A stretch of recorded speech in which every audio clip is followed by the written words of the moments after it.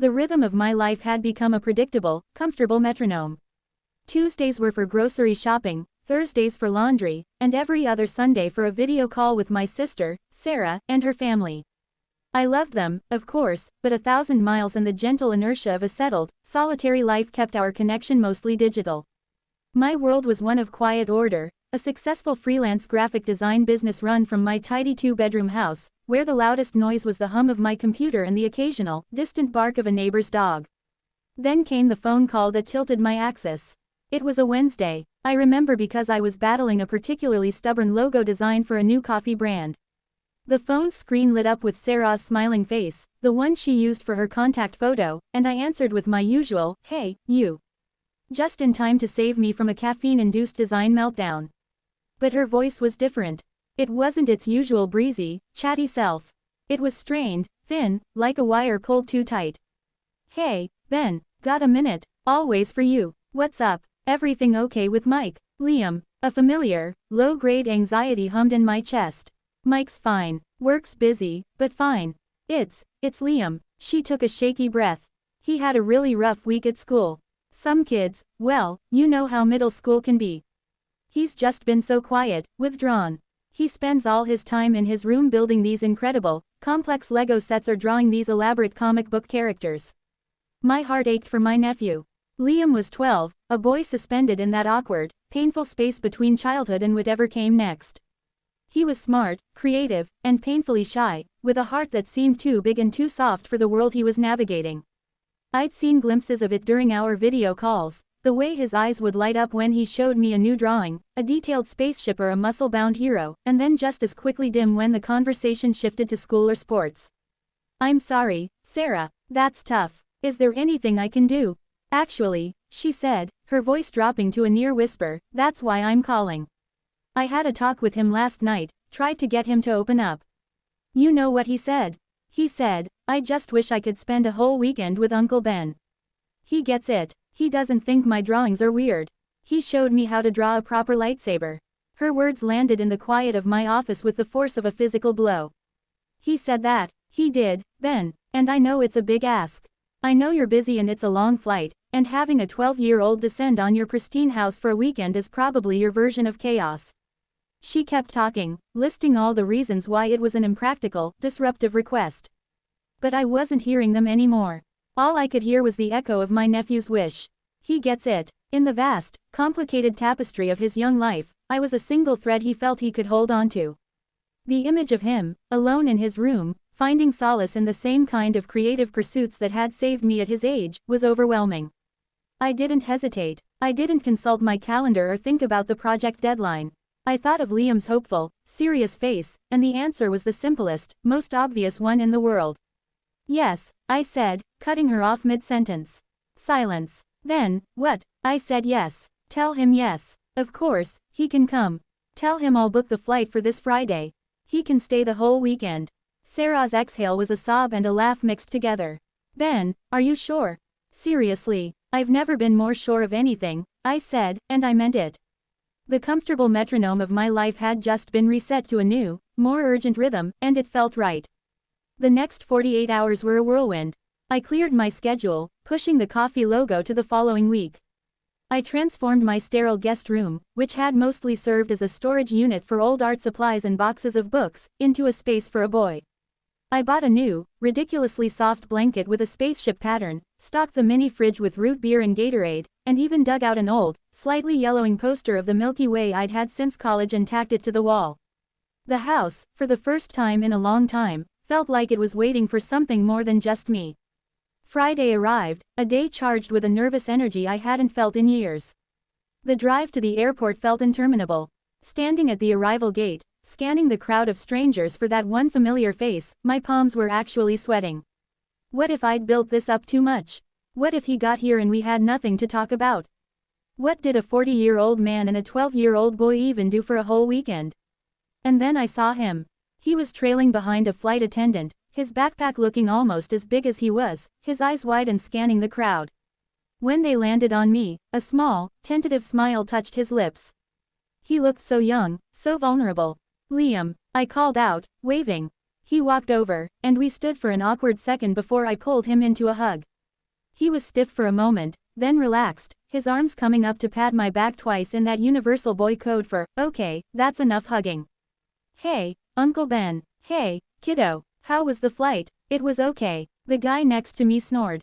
And just like that, the ice was broken. We collected his suitcase, a surprisingly compact one he'd packed himself, and walked to the car. The initial silence in the vehicle was comfortable, filled with the city sounds filtering in through the windows. So, I said, glancing over at him. Your mom told me you've been working on some new drawings. That was all the invitation he needed.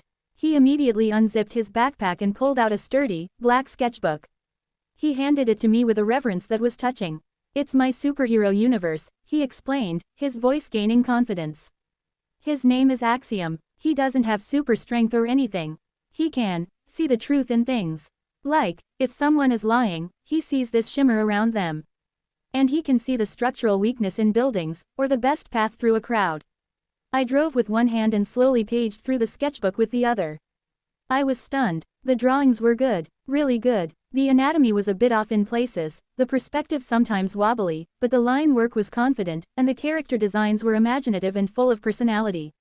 There were pages of costume studies, action sequences, and even detailed schematics for Axiom's headquarters. Liam, this is incredible, I said, and I meant it. The level of detail, this panel here, where he's leaping across the rooftops, the sense of motion is fantastic. His face flushed with pleasure. You think so? Mom says it's nice. It's more than nice, buddy. It's professional level concept art. You have a real gift. We spent the rest of the drive talking about Axiom's rogues gallery, his origin story, his moral code. By the time we pulled into my driveway, it felt less like I was hosting a visiting relative and more like I was finally meeting a creative collaborator I'd been waiting my whole life to know. The weekend unfolded not according to any plan I might have foolishly tried to make, but according to Liam's quiet and spoken cues. We didn't go to the movies or a theme park. We went to the art supply store, and I let him pick out whatever he wanted. He chose a set of high-quality fineliner pens and a massive pad of heavyweight drawing paper with a kind of breathless awe. We ordered pizza with an unreasonable amount of pepperoni and ate it in the living room, watching a documentary about the making of the original Star Wars trilogy. On Saturday, I set him up at my large, Wacom tablet-equipped desktop. His eyes went as wide as saucers. Whoa, you work on this? I do. And today, you get to.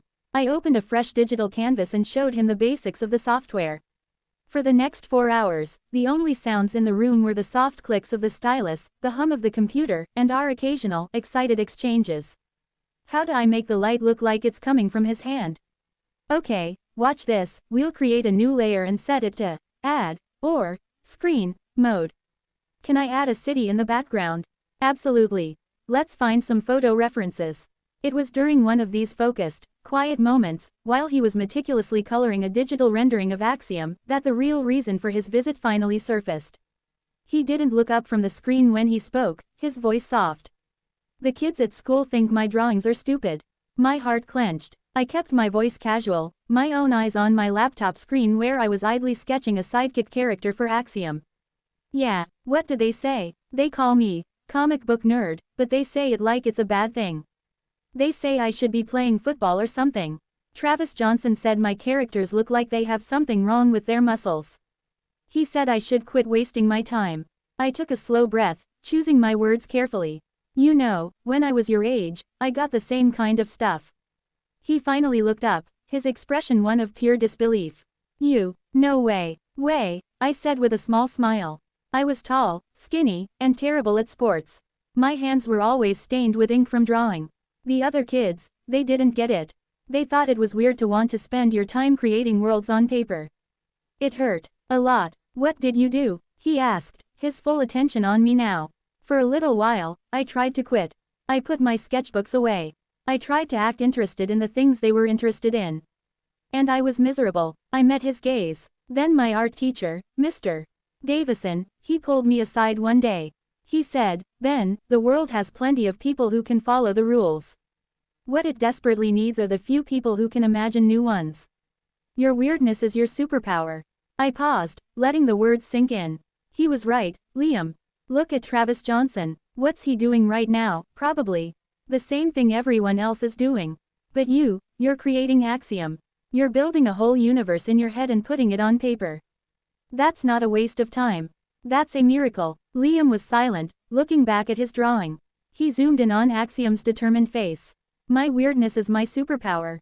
He repeated quietly. It is, I said firmly. And anyone who doesn't see that, well, they probably can't see the truth in things. Not like you and Axiom can. He didn't reply, but a new set to his shoulders, a slight straightening of his spine, told me the words had landed. He went back to his drawing with a renewed intensity. The rest of the weekend was pure magic. We built a massive Lego Millennium Falcon, the pieces spread across my living room floor, a beautiful, chaotic mess that made my house feel truly lived in for the first time. We went for a walk in the park, and I taught him how to find interesting shapes and textures in the trees and clouds for his drawings. We stayed up too late, talking about everything from why Batman is the best superhero, my argument, to why Spider-Man is better, his superior, in his view, argument. Sunday evening came far too quickly. As we packed his suitcase, now slightly heavier with his new art supplies and the Lego Falcon carefully boxed up, a melancholy settled over us. We were quiet on the drive back to the airport, the easy companionship of the weekend giving way to the sadness of impending goodbye. At the departure gate, the awkwardness from his arrival was gone. This time, he initiated the hug, holding on tight. Thanks, Uncle Ben, he mumbled into my jacket. This was the best weekend ever.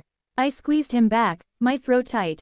No, Liam, thank you. You have no idea how much I needed this, too. He pulled back, his eyes serious. Can I come back? Maybe during summer break. You can come back anytime, I said, my voice thick with emotion. My door is always open for you. Always. I watched him walk towards the gate with the flight attendant, turning back to wave one last time before he disappeared from view. The drive home was quiet, the silence in the car now profound and empty. My house, when I returned, felt too clean, too orderly. The lingering scent of pepperoni and the few stray Lego pieces I found under the couch were precious relics. I sat down at my computer, the one we had shared for 2 glorious days, and opened a new document. I didn't start working on the coffee logo. Instead, I began to write. I wrote down everything that had happened, from Sarah's phone call to the final hug at the airport. I wrote about the fear, the joy, the pizza, the art lessons, and the profound conversation about superpowers and weirdness. A few weeks later, I received a large manila envelope in the mail. There was no return address, but I knew who it was from. Inside was a single sheet of heavy drawing paper. It was a full-color, beautifully rendered illustration of 2 figures standing side by side on a skyscraper rooftop, looking out over a futuristic city. One was Axiom, his costume vibrant, his face set in a determined look. The other was a new character, a tall, lanky man in a cool, tech-based suit, with a stylized B on his chest. At the bottom, in Liam's careful script, it read, "To Uncle Ben, thanks for being my sidekick. Love, Liam, P.S. Your superpower is listening." I framed that picture. It hangs in my office now, right next to my monitor, a constant reminder of the weekend my nephew had a wish, and I said yes. It was a decision that didn't just change his outlook, it recalibrated my entire world. It taught me that sometimes, the most heroic thing you can do is to simply show up, to listen, and to validate the light in someone else's eyes. It reminded me that family isn't just about shared blood, it's about shared passions, shared vulnerabilities, and the courage to say yes to a wish that has the power to warm 2 hearts at once. And in the quiet of my once lonely house, that warmth remains, a permanent, heartwarming echo of a weekend that became a legend in our own small family story.